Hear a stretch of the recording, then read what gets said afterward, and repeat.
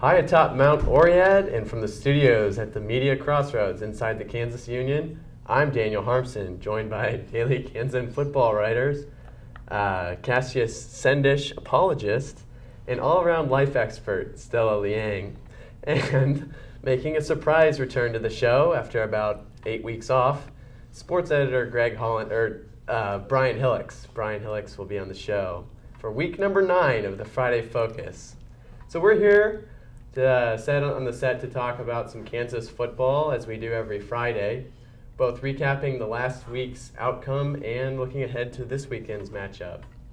This Saturday, Kansas, 2-6 and 0-5 in the conference, plays host for the first time since October 11th. Can you guys believe it's been since October 11th that Kansas has played a home game? As they welcome in the 2-6, 0-5 Iowa State Cyclones for the penultimate home game of the season. The second to last home game for 21 Kansas seniors. Some quick news of interest before we get started, though. Both defensive tackle Keon Stowers and defensive back Derek Neal suffered injuries in last week's Baylor game and were transported to a local hospital. They had apparent head injuries. Kansas Athletics reported that both players participated in team activities this week, and during Tuesday's press conference, Clint Bowen said that Neal is out for the game, but Stowers is day-to-day and may play on Saturday. So on to what took place on the gridiron last week. At one point, Kansas trailed Baylor 13-7, but the Bears' offense proved to be too much as they scored 11 straight possessions during one stretch, winning this one going away 60-14. So Brian, I want to ask you this. I know it's difficult to take a whole lot from a blowout loss like that, but what were a few of your takeaways from the game on Saturday?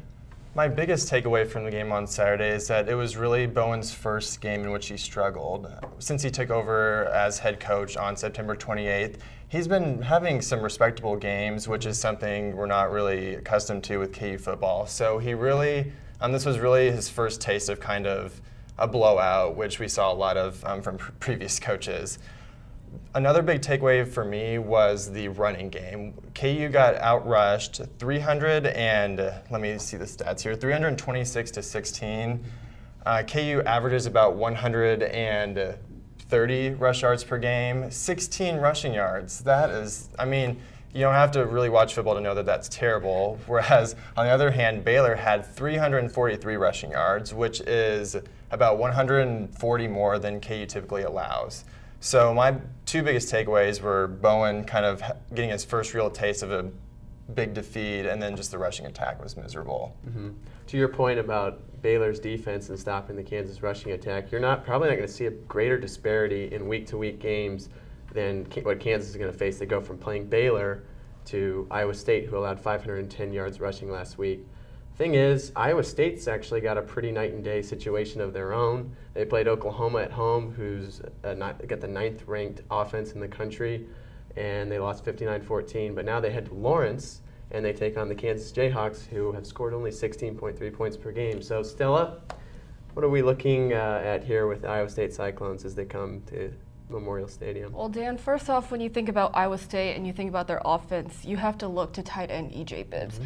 And, he started off kind of slow. He had a knee injury over the fall or during the break. But in the last 4 games, he's had 23 receptions, 214 yards, and 5 touchdowns. Overall, he has 6 touchdowns, and he's only progressively getting better. And I think a really interesting stat is that he has caught a pass in all 20 games that he has played in. And Bowen compared him to KU tight end Jimmy Mundine, and they're pretty similar. They can block, they can do whatever they need to in the offense. And also you have to look at their quarterback, Sam Richardson, and he's not the most flashy quarterback out there, but he is a dual threat. He can run. He has 3 rushing touchdowns on the season.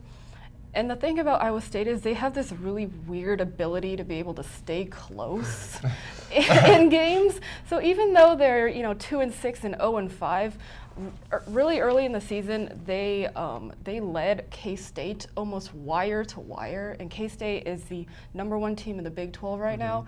And a couple weeks ago they were in a shootout with Texas, and up until about 30 seconds left in the game, they thought that they were going to win. And so I think one of these days they're going to get over that hump. Hopefully it's not Saturday. We'll talk about EJ Bibbs a little bit later too, but how about a game of buy or sell for you guys? Eric Keesaw, as you know, has been reported to team up with John Reagan on the offense. He's the co-offensive coordinator now.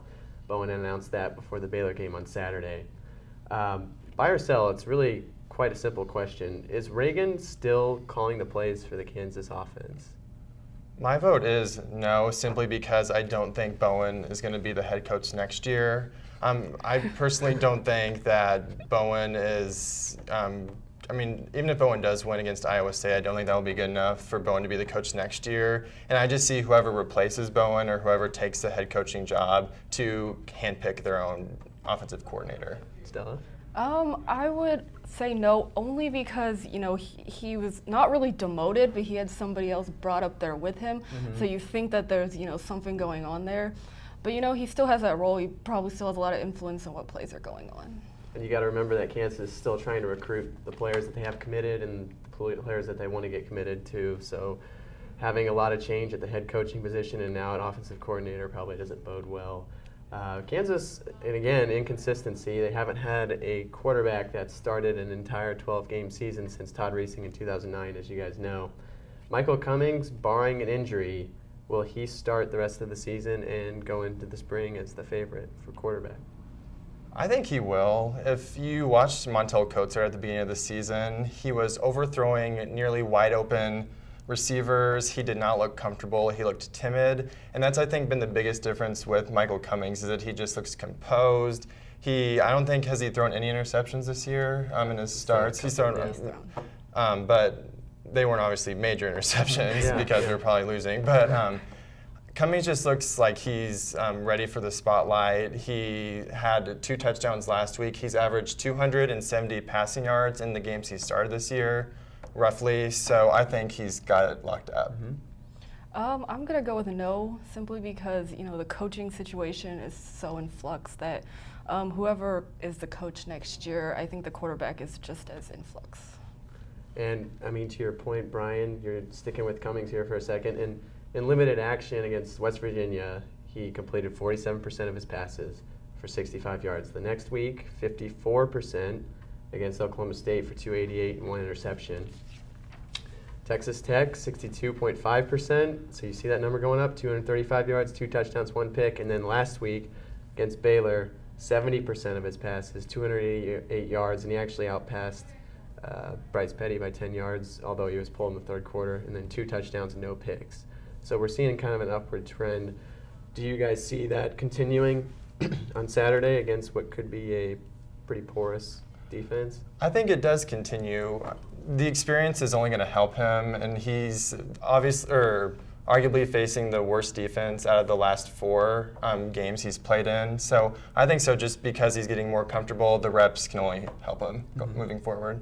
I think overall he'll be a better quarterback, but I'm not sure his numbers will be better because the Iowa State defense is giving up, 246.6 rushing yards per game. So if Kansas were to approach it that way, you'd think that they would hand off the ball a lot. So I think as a manager, yes, but as his own passing numbers, no. Yeah, Iowa State has the worst rushing defense in the league, so that could mean that we do run it a lot more. So that is something good to point out. And we'll rehash that later in our over-under. But last, buy or sell, one way or another, will Kansas linebacker Ben Heaney be playing the game of football on Sundays? I think he will. Steven Johnson, who has played a little bit for the Denver Broncos recently, he was only 6'1". One of the biggest knocks for Ben Heaney is his size. He's about 6 feet, 230 pounds. Steven Johnson's 6'1", and he's gotten some playing time. Ben Heaney is just a monster. He is very good at getting after the running backs. Obviously, with that 21 tackle performance, that says everything there. And I just think his drive is strong, and I think that will get him to at least playing a backup role for an NFL team on Sundays. I think the number of tackles that he had this season means that he should get a chance in the NFL. Yeah. Let's play some over-under. Iowa State has allowed at least 30 points or more in every game but 1 this season. However, Kansas has scored 30 points or more only once this season. So, as they say in sports, something's got to give. Experts, does Kansas score more than 30 points this week? We'll start with you, Stella. Yes, barely. I think that they need to. I think Well, we'll get to this later, but I'm going to predict an Iowa State win. So, Wow. so I think that they need to score more than 30 points to do that. Okay. I think they've got to score more than 30 eventually, too. Cummings seems a little more comfortable week by week. The wide receivers have done well. Mundine's come on lately. Harwell caught 2 touchdown passes last week. And then the big play threat, I think we're due for a big play. We haven't really had a big one since Harwell's punt return against, I think that was West Virginia. So I think we're due for one. The best way to demoralize a football team that's already down right now, run the football, right? There's no more of a helpless feeling than watching your team give up yards on the ground just constantly. Trust me, I know from watching. Yeah. So, I mean, good news for Kansas. Iowa State's defense is 121st out of 128 teams in rushing yards allowed, 246.63 yards per game. Kansas is only averaging 134 yards per game, which doesn't really make your eyes pop out, and a lot of that was because of the struggles last week, as you mentioned, against Baylor. But they've shown some signs against weaker front fours, which Iowa State has. So the over-under question after all that, Kansas, do they rush for 200 yards against the Cyclones? I think they do.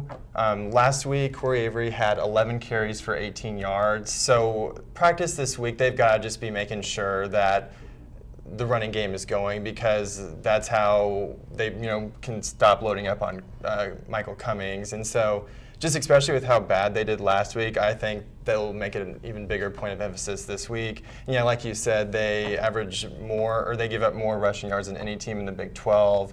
And so, added up all together, that should bode well for Kansas. I'm going to say that 200 is just a little too high. Mm-hmm. I think, you've mentioned the recent struggles with the run game, and Bowen said on Tuesday that DeAndre Mann is still day-to-day. So I think that they might not get that far. We'll be railing on Iowa State for a little bit. We're here to be objective. So nobody's saying that Iowa State is a team without any pieces at all. As we mentioned, E.J. Bibbs is one of the top tight ends in the conference and maybe even in the country. Some people might make that argument. And he provides some matchup difficulties. He's a big guy. How do you see Kansas playing? E.J. Bibbs, is he going to score 2 touchdowns? What do you think? I think it's going to be less. It wouldn't surprise me if he got 1. He has had 5 touchdowns in his last 4 games, so he is on fire. But our secondary is still the strength of this team. You might not get that from watching the Baylor game last week, but I think Sindish will probably lock in on him. They've planned for him. Coach Bowen said in the press conference that Bibb will be a point of emphasis. So I think he'll probably get 1, but I don't think he'll get 2. I also am going to go with under. He might get 1 or 2. I just don't see him getting any more than that. Mm-hmm. All right, guys, it's time to talk about the elephant in the room. Probably could have phrased that better, but when you're Kansas football and historically a mediocre to below average football team, you fire a Big 12 Coach of the Year, AP National Coach of the Year, you won 3 bowl games, an Orange Bowl. Am I out of line in saying that there's going to be hell to pay with football gods? I mean, I don't know how superstitious you guys are when it comes to sports, but I am of the opinion that the curse of the Mangino is alive and kicking in Lawrence, Kansas. Kansas is just 11-45 since they fired the head coach in 2009, and they've won just 20% of their games as opposed to the 62% they won during his final 4 years as head coach. Dating back to 1966, he's the only head coach at Kansas to finish his career with a winning record. So, over-under on Mark Mangino chance. We want Mangino. The line is set at 2007. If it was 1007, I might take the over on that one, but I'll probably have to go under. But there's probably going to be at least 5 to 200 Mangino signs this weekend. He was obviously the last taste of success we had here with KU football. That chance probably going to be going for all 4 quarters, especially if the team is losing. If the team is winning, though, I can see those obviously dying down. I think as a respect to Bowen, first of all, I think the KU crowd, students do like Coach Bowen, so I don't think they'll do it a lot just to disrespect him. But especially if this game gets out of hand, I can see the chance reaching about 100. But if KU keeps it close or is winning, I could obviously see it being a lot less than 2007. I'm gonna go with a lot less than 2007, Dan. I mean, it was a while ago, Dan, and there are different people in the stands, and he's playing for the other team now. Yeah, that's right. Okay, guys, football fans, we're on to our favorite segment of the week, where the stakes are high and the tempers flare. Prediction time. This week, the coveted 9th place position in the Big 12 is on the line. But first, an update on our preseason predictions that we made before the year. Now, I had Kansas with 4 or 5 wins this season, beating SEMO, Duke, Central Michigan, Oklahoma State, and Iowa State. 4 or 5? 4 or 5. Or 5? And Oh, then come on Texas now. Tech was another game I saw that they could potentially win. Stella, before the season, I think you had Kansas at 3-9, and you are sitting very pretty right now. Brian, remind me of your prediction. What was it, 5-7? I think it might have been. So 4 games left to play. We're going to need Kansas to do some stuff, but Stella's looking pretty good. Stella, in your eyes, what do you think is going to happen on Saturday? I think KU's going to pull out the win 38-28, 31-28, excuse me. It's going to be a close game, but KU's at home, and I'm going to take them. Exactly. I'm going with a KU win by 10, 31-21. I think the rushing game has to get going. KU is at home. If you asked anyone in the preseason what KU's win total would be, they shoot in Iowa State as one of their 3 to 5 wins, whatever they predicted. So I think due to the rushing game and how bad Iowa State is at defending the rush, as well as Cummings' recent consistent play, I just think all that adds up to a Kansas win. Mm-hmm. In 1987, 1-7 Kansas traveled to Manhattan to take on the 0-8 Kansas State Wildcats. And that contest lived down to its expectations in a 17-17 tie, and it was later named the Toilet Bowl. This will be better than that, I think. But my key for Kansas, you got to play 4 full quarters. The closest that they did that this year was Oklahoma State, but outside of that, they really haven't played from opening kickoff to the final whistle. Not to put too fine a point on it, but Kansas has been outscored by Iowa State 85-23 in the past 2 years. And those were some ISU teams that really weren't that exceptional, 6-7 and 3-9. So, this is a team that Kansas had made a habit of beating, and this year, I think that Kansas matches up pretty well against the Cyclones, particularly on the line of scrimmage, as you guys talked about. The team's injury-riddled. They lost Bundridge at the beginning of the year, and the defense looks in shambles. So I think the Mangino effect might be a little overblown, seeing as you said, most of the players are gone that played for him. AD's changed, and Bowen seems to be on good terms with them as he was his understudy for 8 years. But ISU is the 3.5 favorite. The toss-up, I'm going to say that Kansas is going to win this game 28-24 simply because there are no more ties in college football. With that, we thank you for joining us. Head out to Memorial Stadium this Saturday. Get the girls going, radio pumping. There are just 2 games left at home games in 2014, so enjoy them. Stay warm. Stay safe, and as always, rock chalk.